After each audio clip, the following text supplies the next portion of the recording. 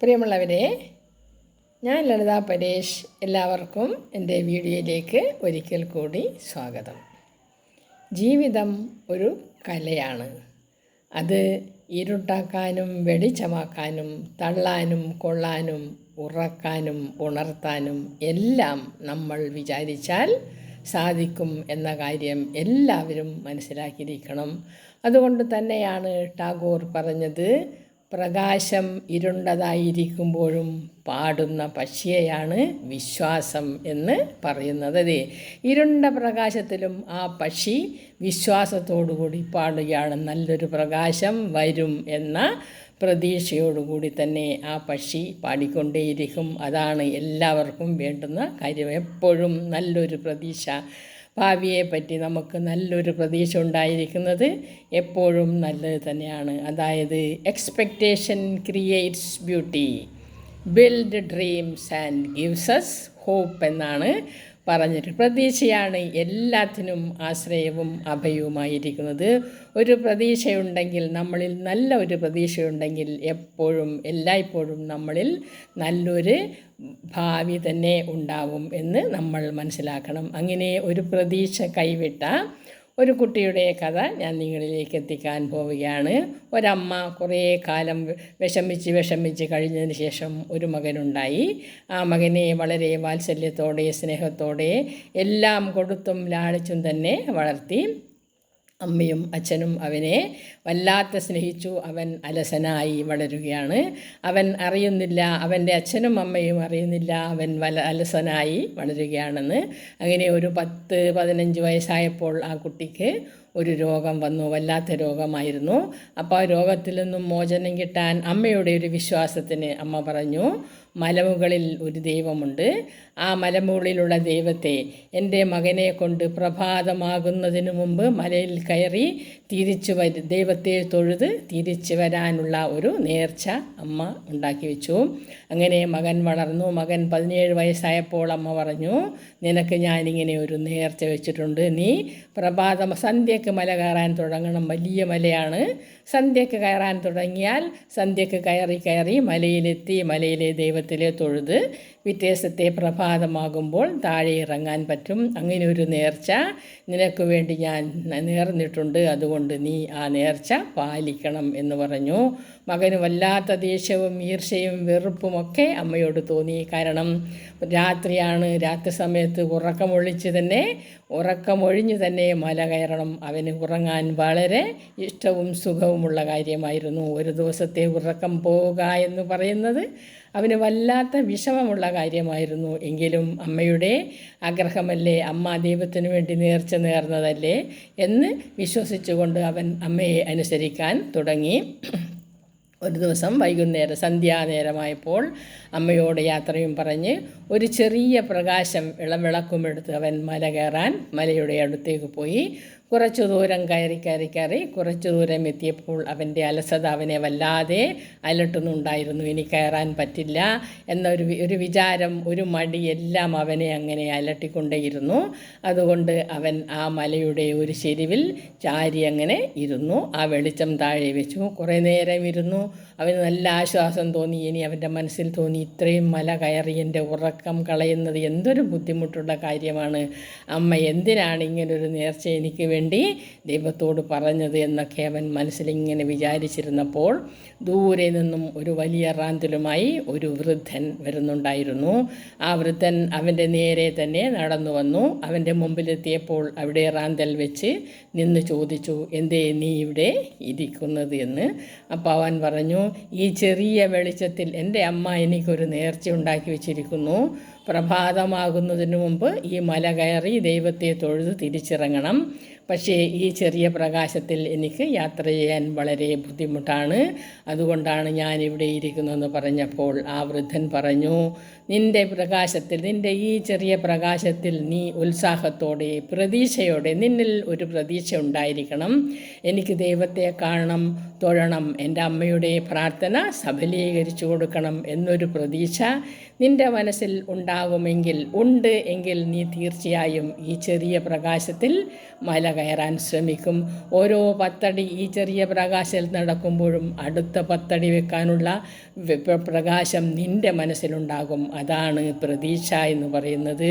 നിൻ്റെ മനസ്സിൽ ആ പ്രതീക്ഷ ഉണ്ടെങ്കിൽ നിനക്ക് തീർച്ചയായും മല കയറാൻ പറ്റും എന്ന് പറഞ്ഞുകൊണ്ട് ആ വൃദ്ധൻ അയാളുടെ റാന്തലും എടുത്ത് മുകളിലേക്ക് നടന്നു. കുറച്ചു ദൂരം എത്തിയപ്പോൾ ആ വൃദ്ധൻ അവനോട് വീണ്ടും പറഞ്ഞു, എൻ്റെ ഈ റാന്തലിൻ്റെ വലിയ പ്രകാശം ഞാൻ ഉണ്ടാക്കിയതാണ്. എൻ്റെ ഇത്രയും വാർദ്ധക്യകാലത്തിനിടയിൽ പരിശ്രമിച്ച് ഉണ്ടാക്കിയതാണ് ഈ വലിയ പ്രകാശം. എൻ്റെ പ്രതീക്ഷയാണ് ഈ പ്രകാശം വലുതായത്. പക്ഷേ ഈ വലിയ പ്രകാശത്തിൽ സഞ്ചരിക്കുമ്പോൾ കുറച്ചു ദൂരം സഞ്ചരിച്ച് കഴിയുമ്പോൾ ഈ പ്രകാശം അങ്ങ് മങ്ങിപ്പോകും.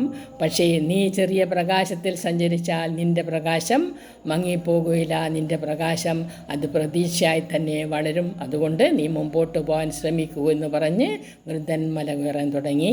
പക്ഷേ കുട്ടിയുടെ മനസ്സിൽ അതൊന്നും ഒരു ആശ്വാസവാക്കായി തോന്നിയില്ല.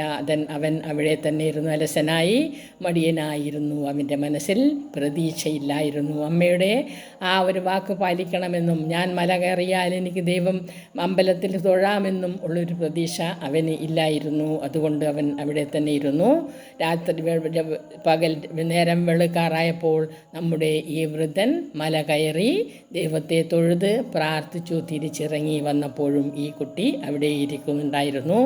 അപ്പോൾ ആ വൃദ്ധൻ പറഞ്ഞു, നമ്മൾ ഒരു വഴിയെ സഞ്ചരിക്കുമ്പോൾ ആ വഴിയിലൂടെ നേരെ അങ്ങ് നടന്നു പോകണമെന്നില്ല. പുതിയ വഴികൾ നമ്മൾ വെട്ടിത്തെളിയിക്കാൻ ശ്രമിക്കണം. അപ്പോഴാണ് നമുക്ക് ജീവിതത്തിന് നേട്ടങ്ങളും നന്മകളും ഉണ്ടാകുന്നത്. അല്ലാതെ ഒരു വഴിയിലൂടെ മാത്രം അങ്ങനെ സഞ്ചരിക്കാൻ പാടില്ല. ജീവിതം എന്ന കലയെ പലതിലേക്കും തിരിച്ച് ഒരു പ്രതീക്ഷയോടുകൂടി മുൻപോട്ട് പോകുമ്പോൾ ജീവിതം ധന്യമാകും. മകനെ, നിൻ്റെ അലസതയാണ് നിനക്ക് ഇന്ന് പോവാൻ പറ്റാതെ പോയത് എന്ന് പറഞ്ഞ് ആ വൃദ്ധൻ അങ്ങനെ നടന്നുപോയി.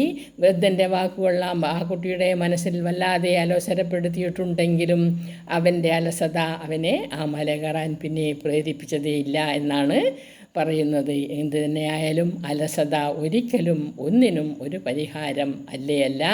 ഒരു കാര്യത്തിനും നമ്മൾ അയ്യോ വയ്യ, നോ വേണ്ട വയ്യ എന്നൊക്കെ പറഞ്ഞ് നിഷേധഭാവം കാണിക്കരുത്. നമ്മുടെ മനസ്സിൽ നല്ലൊരു പ്രതീക്ഷ നട്ടു വളർത്തി അതിലൂടെ നമുക്ക് സഞ്ചരിക്കാൻ പറ്റുമെങ്കിൽ നമ്മൾ ജീവിതം ധന്യമാക്കാൻ തന്നെ പറ്റുമെന്ന് എല്ലാവരും വിശ്വസിക്കണം. അങ്ങനെ നമ്മുടെ ജോൺസൻ്റെ കഥയിലേക്ക് പോവുകയാണ്. ജോൺസണ് അങ്ങനെ ഒരു ആഗ്രഹമുണ്ടായിരുന്നു, നല്ല പ്രതീക്ഷ അവനിൽ ഉണ്ടായിരുന്നു. ഡിക്ഷണറി തീർച്ചയായിട്ടും ഉണ്ടാക്കണം, ലോകത്തിന് സമർപ്പിക്കാൻ. ആ ഡിക്ഷണറിയിലൂടെ എൻ്റെ പേര് പ്രശസ്തിയിലെത്തിക്കാൻ ഞാൻ പരിശ്രമിക്കും എന്ന ഒരു പ്രതീക്ഷ അവൻ്റെ മനസ്സിൽ വല്ലാതെ തള്ളിയിട്ടുണ്ടായിരുന്നു. അങ്ങനെ ജേർണലിസ്റ്റായപ്പോൾ കിട്ടിയ പണം അതിനൊന്നും തികയാതെ വരികയാണ്. ഒരു ഡിക്ഷണറി ഉണ്ടാക്കുവാൻ ധാരാളം പണം വേണം. അദ്ദേഹം അങ്ങനെ കേവിനെ സമീപിച്ചപ്പോൾ കേവ് പറഞ്ഞു, പലിശക്ക് പണം എടുക്കാമെന്ന്. പലിശക്ക് പണം എടുക്കുക എന്ന് പറഞ്ഞാൽ എത്ര തുക വേണമെങ്കിലും പലിശക്കാർ നമുക്ക് തരും. അതിൻ്റെ പലിശ കൃത്യമായി നമ്മൾ മാസം തോറും അടച്ചു കൊടുക്കണം. അതിൻ്റെ മുതൽ എപ്പോഴെങ്കിലും അടച്ചു കൊടുത്താൽ മതി. പക്ഷേ പലിശ കൃത്യമായി ഈ പലിശക്കാരന് എത്തിച്ചിരിക്കണം. അത് ജോൺസണ് തീരെ ഇഷ്ടമുള്ള കാര്യമായിരുന്നില്ല. എങ്കിലും തൻ്റെ ആവശ്യം നിറവേറ്റാൻ എന്ത് പ്രവൃത്തിയും ചെയ്യാൻ അദ്ദേഹം അപ്പോൾ തയ്യാറായിരുന്നു. നമ്മൾ കേട്ടിട്ടില്ലേ, ആവശ്യക്കാരന് ഔചിത്യമില്ല എന്ന്. ഔചിത്യബോധമുണ്ടായാൽ ഒരിക്കലും ആവശ്യം നിറവേറ്റാൻ പറ്റുകയില്ല. ജോൺസൺ അങ്ങനെ കേവിൻ്റെ ഉപദേശത്തോടുകൂടി പലിശക്ക് പണമെടുക്കാൻ തീരുമാനിക്കുകയാണ്. അപ്പോൾ അവിടെ ആ പട്ടണത്തിൽ പലിശക്ക് കൊടുക്കുന്ന ചെസ്റ്റർഫീൽഡ് എന്നൊരു വ്യക്തി ഉണ്ടായിരുന്നു. അദ്ദേഹം രാഷ്ട്രീയ തന്ത്രജ്ഞനും സാഹിത്യകാരനും തമാശക്കാരനും അതിലേക്കാളുപരി എല്ലാവരിൽ നിന്നും കൊള്ള പലിശ വാങ്ങിച്ച് ഇഷ്ടം പോലെ പണം സമ്പാദിച്ച് അഹങ്കാരിയായ ഒരു മനുഷ്യനായിരുന്നു. പണം മാത്രമാണ് അയാൾക്ക് നേട്ടം എന്ന് വിശ്വസിക്കുന്ന ഒരാളായിരുന്നു അയാൾ. പണം ധാരാളമുള്ളതുകൊണ്ട് ആരെയും അത്രക്കങ്ങ് വകവെക്കുകയുമില്ല.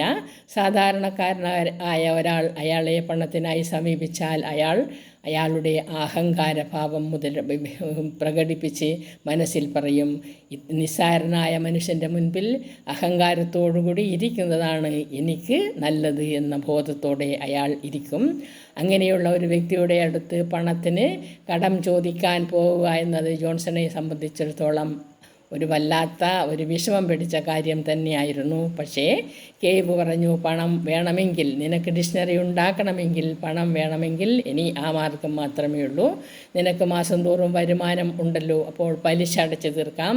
ഡിക്ഷണറി എഴുതി തീരുമ്പോൾ കിട്ടുന്ന ആ നല്ല പ്രശസ്തിയും നല്ല പണവും ഈ മുതലും പിന്നീട് അടച്ചു തീർക്കാൻ വഴിയായി തീരും എന്ന് തന്നെ പറഞ്ഞു കൊടുത്തു. അപ്പോൾ ജോൺസൺ ഒരു പ്രത്യാശയുണ്ടായി. എന്തായാലും ഡിക്ഷണറി ഉണ്ടാക്കുക തന്നെ ചെയ്യണം. അതിന് പണം കടമെടുക്കാൻ ചെസ്റ്റർഫീൽഡിനെ സമീപിക്കാമെന്ന് വിചാരിച്ചു. ചെസ്റ്റർഫീൽഡിൻ്റെ അടുത്ത് കേവ് പോയി വിവരങ്ങളെല്ലാം പറഞ്ഞപ്പോൾ കേവിനോട് ജോൺസണിനോട് ചെസ്റ്റർഫീൽഡിനെ വന്ന് കാണാൻ പറഞ്ഞു. അങ്ങനെ ജോൺസൺ ചെസ്റ്റർഫീൽഡിൻ്റെ ഓഫീസിലേക്ക് പോവുകയാണ്. വളരെ മടി പിടിച്ചായാലും തൻ്റെ കാര്യം നടക്കണമല്ലോ എന്ന ഒരു നല്ലൊരു മനസ്സോടുകൂടി തന്നെ അയാൾ ചെസ്റ്റർഫീൽഡിൻ്റെ ഓഫീസിലേക്ക് ചെന്നു. ഓഫീസിൽ റൂമിൽ കയറിയപ്പോൾ ചെസ്റ്റർഫീൽഡ് കറങ്ങുന്ന കസേരയിൽ ഇരിക്കുന്നുണ്ടായിരുന്നു. ഈ ജോൺസണെ അയാൾ തീരെ ഗൗനിച്ചതേയില്ല. ജോൺസൺ അവിടെയുള്ള ഒരു കസേരയിൽ കുറേ നേരം ഇരുന്നു. എന്നിട്ടും എന്താണോ ഏതാണോ എന്ന് ചെസ്റ്റർഫീൽഡ് ചോദിക്കുകയോ ജോൺസൺ അങ്ങോട്ട് ചെന്ന് പറയുകയോ ചെയ്തില്ല. ജോൺസണ് വല്ലാത്ത വിഷമവും വൈഷമ്യവും ഈർഷ്യവും വെറുപ്പും ഒക്കെ തോന്നുന്നുണ്ടായിരുന്നു. ചെസ്റ്റർഫീൽഡ് ആണെങ്കിൽ അഹങ്കാരത്തിൻ്റെ എല്ലാ ഭാവങ്ങളും കാണിച്ചുകൊണ്ട് തന്നെയാണ് അവിടെ ആ കസേരയിൽ ഇരിക്കുന്നത്. കുറേ നേരം കഴിഞ്ഞപ്പോൾ ചെസ്റ്റർഫീൽഡ് അയാളുടെ റെസ്റ്റിംഗ് റൂമിലേക്ക് അങ്ങ് പോയിട്ട് ജോൺസൺ കാണത്തക്ക വിധത്തിൽ ഒരു കസേരയിൽ കാലിൻ്റെ മേൽ കാല് കയറ്റി വെച്ചങ്ങനെ ഇരുന്നു. ജോൺസണ് അമർഷം വല്ലാതെ അങ്ങ് കടിച്ചമർത്തുകയാണ്. ഇവിടെ വരേണ്ടായിരുന്നു എന്ന് വരെ തോന്നി. പക്ഷേ തൻ്റെ ആവശ്യം നിറവേറ്റണമെങ്കിൽ വന്നേ പറ്റൂ, അയാളെ സമീപിച്ചേ പറ്റൂ എന്ന് വല്ലാതെ വിഷമത്തോടെ തോന്നിയത് കൊണ്ടാണ് അവിടെ വന്നത്. ചെസ്റ്റർഫീൽഡ് അങ്ങനെ കാലിന്മേൽ കാലും കയറ്റി ഒരു ഹുക്കയും വലിച്ചങ്ങനെ അവിടെ സുഖിച്ചങ്ങ് ഇരിക്കുന്നത് കണ്ടപ്പോൾ ജോൺസൺ തോന്നി, എന്തൊരു വൃത്തികെട്ട മനുഷ്യനാണ്, പണത്തിന് ഇത്രമാത്രം അഹങ്കാരം കാണിക്കേണ്ട കാര്യമുണ്ടോ എന്നൊക്കെ തോന്നി. കുറേ നേരം ഇരുന്നിട്ടും ചെസ്റ്റർഫീൽഡ് വരാത്തതുകൊണ്ട് ജോൺസൺ അവിടെ ഇരുന്ന കാവൽക്കാരനോട് തിരക്കി, എന്തേ ചെസ്റ്റർഫീൽഡ് വരാത്തതെന്ന്. അപ്പോൾ വലിയ ജോലിക്കാരൻ ആ കാവൽക്കാരൻ പറഞ്ഞു, ചെസ്റ്റർഫീൽഡ് കോൺഫറൻസിലാണ്, ഇപ്പോഴൊന്നും വരികയില്ലെന്ന്. ജോൺസൺ വിചാരിച്ച് എന്തായാലും വന്നതല്ലേ, അയാളെ കണ്ടിട്ട് തന്നെ പോവാമെന്ന് തീരുമാനിച്ച് പിന്നെയും കുറേ നേരം അസ്വസ്ഥനായി അവിടെ ഇരുന്നു. പക്ഷേ എത്ര നേരം ഇരുന്നിട്ടും ഈ ചെസ്റ്റർഫീൽഡിൻ്റെ ഭാവത്തിൽ യാതൊരു മാറ്റവും ഉണ്ടായില്ല. അയാൾ വിചാരിക്കുന്നു അയാളുടെ പണത്തിൻ്റെ മഹിമ കാണിക്കുന്നത് അഹങ്കാരത്തിലൂടെ തന്നെയാണ് എന്നാണ് അയാൾ വിശ്വസിച്ചിരുന്നത്. അതുകൊണ്ട് അയാൾ ജോൺസനെ തീരെ പരിഗണിച്ചതേയില്ല. ജോൺസൺ കുറേ നേരം അവിടെ ഇരുന്നു. ദേഷ്യം വല്ലാതെ വന്നപ്പോൾ, സഹിക്കാൻ വയ്യാതായപ്പോൾ ആ മുറിയിൽ നിന്നും ആ കസേരയിൽ നിന്നും എഴുന്നേറ്റ് മുറിക്ക് പുറത്തേക്ക് പോയി. എന്നിട്ട് മനസ്സിൽ തീരുമാനിച്ചു, ഇനി ഇയാളുടെ പൈസ എനിക്ക് വേണ്ട എന്നൊരു മനുഷ്യനെ, ഏത് മനുഷ്യനായാലും അയാളെ കാണാൻ ചെല്ലുമ്പോൾ ഒന്ന് റെസ്പെക്റ്റ് ചെയ്തില്ലെങ്കിലും ഒന്ന് മര്യാദയ്ക്ക് പെരുമാറാൻ പോലും അറിയാത്ത ഈ ചെസ്റ്റർഫീൽഡിൻ്റെ പണം വാങ്ങിക്കുന്നത് ശരിയല്ല, ഒരിക്കലും അത് ഉചിതമാവുകയില്ല എന്ന് ജോൺസൺ തീരുമാനിച്ചു. അതായത് നമ്മൾ കേട്ടില്ലേ, വന്നിച്ചില്ലെങ്കിലും നിന്ദിക്കരുത്. പക്ഷേ ജോൺസണ് അവിടെ അവഗണനയാണ്. വെറുതെ കസേരയിൽ ഇരുന്ന് ഹുക്ക വലിച്ചിരുന്ന അയാൾ കോൺഫറൻസിലാണ് എന്ന് പറഞ്ഞ് ജോൺസനെ അവിടെ പിടിച്ചിരുത്തുകയായിരുന്നു. അപ്പോൾ ജോൺസണ് അത് ഇഷ്ടപ്പെട്ടതേയില്ല. ജോൺസൺ അങ്ങനെ ആ പണം വേണ്ടെന്ന് വെച്ച് തിരിച്ച് കേവിൻ്റെ അടുത്തേക്ക് തന്നെ പോയി. അപ്പോൾ കേവ് പറഞ്ഞു, നീ കുറച്ചുകൂടെ ഇരുന്നാൽ മതിയായിരുന്നു. അയാളൊരു അഹങ്കാരിയാണെങ്കിലും ഇഷ്ടം പോലെ പണമുണ്ട്, സ്വന്തം അധ്വാനത്തിലൂടെ പണമുണ്ടാക്കിയ അതിൻ്റെ അഹങ്കാരം അയാൾക്കുണ്ട്. അതുകൊണ്ടാണ് അയാൾ അങ്ങനെയെല്ലാം പെരുമാറിയത്. നീ അങ്ങനെ കുറച്ച് നേരം കൂടെ ക്ഷമിച്ചിരുന്നെങ്കിൽ അയാളുടെ മനസ്സൊന്ന് തണുക്കുമ്പോൾ വന്ന് കാര്യങ്ങളെല്ലാം പറഞ്ഞ് എല്ലാം ശരിയാക്കുമായിരുന്നു. നീ വെറുതെ എന്തിനാണ് ഇങ്ങനെ പോകുന്നതെന്ന് ചോദിച്ചപ്പോൾ ജോൺസൺ പറഞ്ഞു, ഒരു മനുഷ്യനെ സഹിക്കുന്നതിന് ഒരു പരിധിയുണ്ട്, എല്ലാവർക്കും ആത്മാഭിമാനം എന്നൊന്നുണ്ട് എന്ന് എല്ലാവരും മനസ്സിലാക്കണം.